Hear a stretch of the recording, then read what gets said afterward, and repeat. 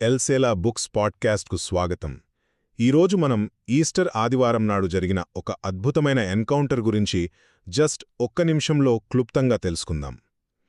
అసలు యోహాను సువార్త 20వ అధ్యాయంలో మేరీ మ్యాగ్డలీన్ పునరుత్థానమైన యేసును కలుసుకున్నప్పుడు తీవ్రమైన బాధలో ఉన్న ఆమెకు ఆ క్షణం ఎంత పర్సనల్గా, ఎంత పవర్ఫుల్గా మారిందో ఈ వృత్తాంతం మనకు వివరిస్తుంది. ఇందులో మనం గమనించాల్సిన మొదటి విషయమేంటంటే ఆ వ్యక్తిగత పిలుపు.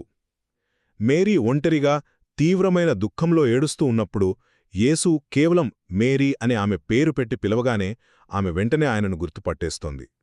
మీరొక్కసారి ఆలోచించండి. అంతటి కన్నీట్లో ఉన్నప్పుడు పెద్ద పెద్ద వాదనల కంటే ప్రేమతో పిలిచే ఒక పేరు ఎంత మ్యాజిక్ చేస్తుందో కదా. గొర్రెలు తమ కాపరి వాయిస్ను ఎలా అయితే గుర్తిస్తాయో ఇది సరిగ్గా అలాగే ఉంటుంది. ఇక రెండవది, ఇక్కడ అనుభవమే అసలైన సాక్ష్యం.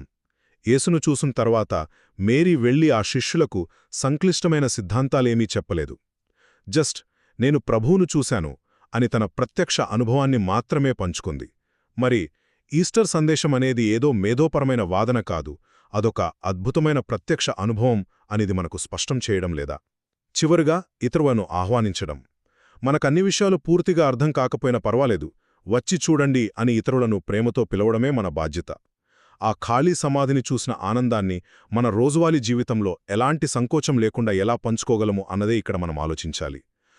క్లుప్తంగా చెప్పాలంటే ఈస్టర్ అనేది పునరుత్థానానికి సంబంధించిన కేవలం ఒక వివరణ మాత్రమే కాదు, అది సజీవంగా ఉన్న దేవుడిని కలుసుకున్న ఒక అద్భుతమైన అనుభవం. విన్నందుకు ధన్యవాదాలు. మరియు మరిన్నింటి కోసం మా ఛానల్ను సబ్స్క్రైబ్ చేసుకోండి.